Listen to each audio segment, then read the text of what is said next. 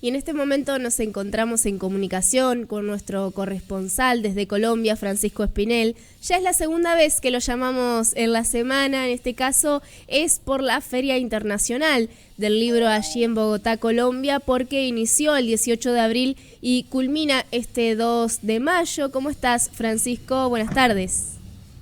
Hola Aldana, buenas tardes para ustedes. Un saludo desde Bogotá con un día soleado, más o Ujú. menos, es decir, hay buen clima, pero ha vuelto a llover. Me Ah, dicen que es un cambio de lo loco que está el clima en estos sí, momentos. por Entonces, supuesto, pero no hace- impide que vayamos a la Feria del Libro. así es, porque en Corferias, Bogotá, 5.300 metros dispuestos en 6 pabellones de más de 500 autores. Entonces, tú me dices por dónde empezamos, Aldana. Bueno, por supuesto que al que está de este lado, al argentino que está de este lado, le interesa el stand argentino en Bogotá, ¿no es cierto? Aquí también se está desarrollando la Feria Internacional del Libro en Buenos Aires, por supuesto, donde, bueno, también de todas partes del mundo se han presentado. Pero bueno, ¿qué hace el argentino en Pero, Colombia? ¿Qué es lo pero, que hace allí? pero Aldana, con tu permiso, Sí. porque hay que poner en contexto a la gente para que entienda la dimensión de la Feria Internacional del Libro de Bogotá. Es la versión número 35, ¿de Ah, muy acuerdo? bien. En esta versión número 35, el país invitado de honor es México, ¿sí? Ujú. Solo México ha venido con 200, Uh, 200 representantes, solo México. Entonces, cuando uno entra en este mundo de la literatura y sobre todo de las representaciones culturales de los diferentes países, uno sí. se da cuenta de cosas muy interesantes. Por ejemplo, Venezuela volvió a una Feria Internacional del Libro después de 13 años en que había estado ausente. Qué Entonces, importante. han dicho que ellos van a hacer la Filben, que es la Feria del Libro en Venezuela, y que Colombia Ajá. será el país invitado de honor. Muy hermanados Eh, estos países. no, estamos en unos amores que no Sí. entendemos, pero bueno, ahí vamos. Ok, y por otro lado, también se presenta Palestina como país y habla puntualmente de lo que quieren representar ellos desde su literatura y desde su cultura, ¿de acuerdo? Para que la gente se quite la idea de que solo es conflicto, ¿no? Lo que sucede Sí. por allá. Bien interesante también lo que está pasando. Entonces, ahora sí, hablemos precisamente de nuestro invitado especial, el neurocientífico Mariano Sigman, argentino, ¿de acuerdo? Y que ayer hizo su representación del libro de El poder de las palabras, principalmente, en donde tuvo la oportunidad de exponerle a un auditorio totalmente lleno sobre cosas muy interesantes, ¿no? Ahí estamos mostrando que él también hizo el ejercicio de la firma de libros, pero lo que me llamó mucho la atención de nuestro escritor argentino Sí. es precisamente que él desde la matemática y la física hace una serie de cálculos que luego los lleva a las letras para poder entender claramente cómo la comunicación eh, tiene unos, digamos, impactos muy positivos cuando se sabe hacer correctamente. ¿De Por acuerdo? supuesto, por Pero habla de supuesto. cosas muy importantes, Aldana, como por Ujú. ejemplo, ¿no? Nosotros, ¿por qué a nuestros hijos, por ejemplo, los siempre conductamos, siempre los tenemos que estar regañando o estar corrigiendo o estar mandando o obligando, ¿de acuerdo? Cuando hay un tipo de comunicación que es muchísimo más afable, muchísimo más cordial, que puede lograr esos y mejores resultados en los comportamientos posteriores de nuestros hijos, que son los primeros educandos que tenemos en casa. Ese tipo de cosas fueron las que él expuso en su conferencia, en su Ajá. charla, y logró sobre todo una participación muy interesante de personas sordomudas, ¿de acuerdo? Que fueron a su conferencia y él decía, miren, de los aprendizajes más interesantes, cuando la niña que le estaban traduciendo en lenguaje de señas, la Ajá. participación y él decía que muchísimas gracias por el comentario, pues terminamos y todos en el auditorio empezaron a aplaudir, ¿de acuerdo? Y ella dijo, perdón, una cosa importante es que a nosotros nos deben aplaudir de esta manera Sí, para poder entender. Y Mariano Sigman, al terminar su conferencia, hizo referencia a ese aprendizaje que se logró con esta niña, porque dijo, miren, de todo lo más interesante es que algunos lo sabemos, pero se nos olvida. Y se nos exacto. ocurrió a todos aplaudir con palmas y no entender que en el lenguaje de señas es otra la forma en que debemos nosotros agradecer por las palabras que haya expresado con lenguaje de señas esta participante. Sí, también implícitamente expresando esto de que la palabra va más allá de lo que uno dice, digamos, del sonido, sino que también se puede expresar la palabra a través de gestos. Qué interesante eso, justo en Es este tema, correcto. digamos.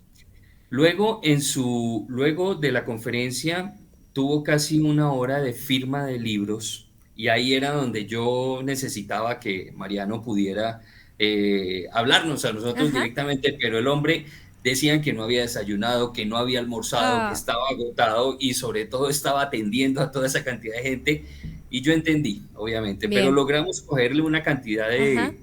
de presentación, mejor dicho, de palabras que nos haya podido Sí. decir a la cámara, aunque no haya sido directamente al explorador. Ahí las tenemos, por favor. Entonces, A a ver. tu orden, Sí, las mi vemos querida. ahora. Vas a apreciar y vas a escuchar y vas a contemplar. Ese mero ejercicio es algo que nos lleva a un lugar muchísimo, a una actitud que termina dando una vida que se parece mucho más a lo que casi todos reconocemos como una vida feliz. Es muy difícil de definir. No, mágicas no hay magia en esto. Pero hay actitudes que te llevan, que te predisponen muchísimo más a llegar a ese lugar. Una palabra mágica no lo hay. De vuelta, no hay, porque además cada uno tiene la suya, no lo existe, si no sería... Y además, también es muy importante, una cosa es el poder de las palabras y también está el límite de las palabras. O sea, yo puedo querer todo lo que quiera volar y no voy a volar. Y puedo querer todo lo que quiera correr los 100 metros en menos de 10 segundos y no lo voy a poder hacer. Porque no es que uno profesa algo y no lo hace.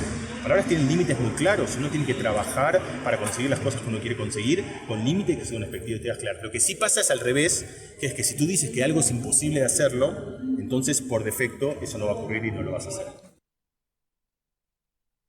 Esta cuestión energética de la palabra vista desde el lado científico de la ciencia, ¿no? De lo neurológico, esto de no puedo, no lo voy a lograr y que se termina creando. Qué interesante verlo desde, bueno, en este caso Mariano Sigman, y Sí. cómo, y lo importante que es la palabra y cómo nos dirigimos al otro, cómo expresamos, cómo y qué decimos, ¿no? Qué interesante, Francisco. Exacto, ¿no? Eso fue muy, sobre todo, lo que más conectó a la gente, ¿no? Esa forma de traer a un lenguaje muy sencillo, ¿sí? La importancia y la profundidad del mensaje de poderse conectar directamente con las palabras, no solo con uno mismo, sino con su entorno, ¿no? Con sus primeros Ujú. entornos, que es la familia, y luego con el resto de aquellos que tienen que de alguna manera ver con nosotros. Datos que te quería dar A también ver. en esta feria de Argentina, Aldana. Participaron por Argentina escritores reconocidos como Paula Bombara, escritora Ujú. y científica, divulgadora científica, Cecilia Sperling, escritora con novedades, Carlos Gamero, escritor de realismo especulativo de la literatura latinoamericana y situado fuertemente en lo fantástico. Selva Amada y Dolores Reyes como las escritoras más interesantes de la literatura argentina contemporánea también Sí, vinieron. Selva es bastante pionera en el tema del género aquí y eh, también ha estado aquí en Paraná, Entre Ríos, ¿no? Porque uno está Ok, acostumbrado por ahí a tener escritores de renombre a nivel internacional a gente de Buenos Aires, ¿no? No es el bueno. caso de Selva también, por ejemplo. Asimismo, Aldana, ¿Quién Martín más? Caparrós, Ajá. ok, muy conocido. María Teresa Andrueto, sobre heridas dejadas de la dictadura argentina. Ariana Harwicz, efectos y violencia. Y la que en estos días, muy seguramente hoy en horas más tarde, mejor dicho, se presentará, que se llama María Negroni, en relación con la mujer madre en las letras. Mira vos, qué Esos interesante. Ajá. son los escritores más reconocidos de Argentina que estuvieron presentes, algunos ya se devolvieron a Argentina, muy seguramente a participar en la Feria del Libro de Buenos Aires, Claro. y hay otros que terminan su participación entre hoy y mañana principalmente, porque lo que es domingo y lunes va a estar mucho más abierto para los escritores afros, los escritores mexicanos y algunas expresiones culturales, ¿no? Que es lo que se quiere mostrar también dentro de esa gran variedad que traen de los diferentes países. Bien, muy bien. Bueno, mencionabas Argentina, México y demás, pero también tenemos la palabra de Mireya Barón, puede ser periodista académica que escribió sobre los jóvenes y las redes. Muy bien, claro que sí. Miren, algo muy importante y gracias por este espacio. Hay un pabellón dedicado a todas las publicaciones académicas de las diferentes universidades, ¿de acuerdo? Ah, muy bien. Entre ellas habían cosas muy interesantes, pero me llama mucho la atención este libro que habla mucho sobre el tema de los jóvenes y las redes sociales y cómo desde la pandemia evidentemente se empiezan a meter muchísimo más en el mundo de las Claro. redes sociales, pero la academia no ha podido excluir y tiene la obligación de no excluir ese pensamiento que se ha desprendido de toda esa inmersión que tienen en el grupo, en el mundo de las redes sociales. Por eso me parece interesante traerla y entonces pues ahí tenemos a Mireya Barón, quien es la representante investigadora, pero sobre todo de la Escuela de Comunicación y Artes Visuales de una entidad universitaria que se llama el Politécnico Gran Colombiano, acá en Colombia. Ah, muy bien, a ver, la escuchamos. Hola, Aldana, Horacio y Francisco. Les habla Mireya Barón, líder de la Escuela Comunicación, Artes Visuales y Digitales y del Grupo de Investigación Comunicación Estratégica y Creativa del Politécnico Gran Colombiano. Queremos compartir con ustedes y en todas las regiones los datos que logramos compilar en nuestro libro Jóvenes y redes sociales en búsqueda de la reconfiguración. En nuestra investigación queremos acercarnos a cómo los procesos de aprendizaje y enseñanza se están viendo afectados, ¿cierto?, por esta familiarización y uso que tienen nuestros chicos y que han hecho inmersión en este ecosistema líquido digital y que hablamos de un yo fluido, como lo llaman algunos expertos. Desde el punto de vista de enseñanza-aprendizaje, la invitación es a no excluir, enajenar al estudiante. Todo lo contrario, el estudio invita a que el docente se familiarice con esas social networks, con esas redes sociales, que también tejen redes de individuos a la vez.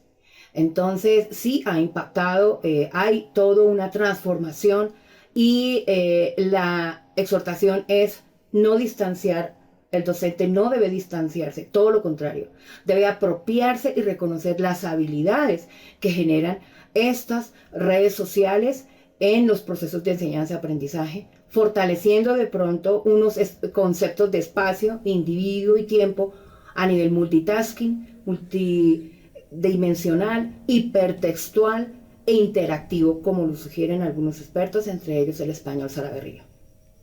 Bueno, allí pasaba entonces Mireya Barón, periodista académica y escritora. Qué interesante esto también, Francisco, ¿no? Los jóvenes que en un momento van a dejar de ser jóvenes, eso también hay que aclararlo, y que traen una gama impresionante de posibilidades, esto que decía ella del multitasking, esto de poder realizar diferentes tareas al mismo tiempo, en un mismo lugar, el poder de las redes sociales en general y cómo han crecido con la pandemia, para bien, en algunos casos, en otros no, pero sí que ha crecido exponencialmente, eso no cabe duda. Así es, Aldana. Algo que me llama muchísimo la atención es ese grupo interdisciplinar, ¿no?, que entraron en la producción de este libro académico y que tienen como base pues una investigación hecha en varias ciudades, pero se centran fundamentalmente en la capital, en Bogotá, de donde ellos quieren expresar sus principales resultados, ¿de acuerdo? Entonces tendríamos una segunda parte también en la que ella nos quiere hablar a nosotros precisamente de esa responsabilidad con la que se debe asumir pues todo el conocimiento que se desprende de esa inmersión en redes sociales que hacen los estudiantes. La escuchamos. Con respecto a el caso específico de la investigación, el caso Bogotá. Bueno, en la indagación que hicimos, hay estudios que a nivel de Europa, América Latina, los jóvenes tienen una inmersión casi más cercana con redes sociales como Snapchat, YouTube, Highlight. Pero para el caso específico de Bogotá, Colombia, acudimos como herramienta y dato a la consulta de la encuesta multipropósito del DANE, donde nos ofrecen unas variables desde el punto de vista a nivel educativo, entorno familiar, características socioculturales, grado de acceso y familiaridad de los padres de familia y de los chicos a las herramientas sociales, en este caso a las redes sociales Facebook y Twitter. Hicimos unos análisis utilizando también unos logaritmos de búsqueda, donde a partir de las cuentas de Twitter que están ancladas a los colegios del estado, grados 10º y 11 de Bogotá, nos permitieron detectar como esos niveles de familiaridad. Facebook se utiliza para los chicos, en el caso de Bogotá, más a nivel de sentimientos de información, inclusive se ven muy afectados también negativamente porque transmiten más niveles de vida, ¿no? Muy personal, muy emotivo. En cambio, la red social Twitter se está usando más, en el caso de los estudiantes de Bogotá, a nivel de contexto news informativo. Twitter más información, Facebook más nivel sentimental, emotivo, sensorial. Por ende, esto implicará también elementos de acercamientos psicocognitivos diferentes, ¿no? Con respecto a qué indaga y qué aporta en nuestro estudio a la comunidad desde el punto de vista de enseñanza-aprendizaje, y no solamente desde este entorno, sino también desde el contexto lúdico, ¿no? Pues la invitación precisamente es que reconozcamos las fortalezas que ofrecen y las potencialidades que ofrecen estas redes sociales para invitarlos a reconocer, a usar, a explorar y a adecuarlas a sus conceptos de talleres y de escenarios de enseñanza-aprendizaje. La invitación no es enajenarse, sino la invitación es acercarnos y apropiarnos de estas nuevas dinámicas de las sociedades líquidas y del yo fluido. Sí, qué interesante, y agregar también lo de ayornarse, ¿no? Tomar estas herramientas, estos dispositivos como cuestiones que pueden ayudarnos. Lo pensaba también en términos políticos, Francisco, ¿no? Si un político quisiera dirigirse a los jóvenes, debería usar Twitter en todo caso, ¿no? Claro.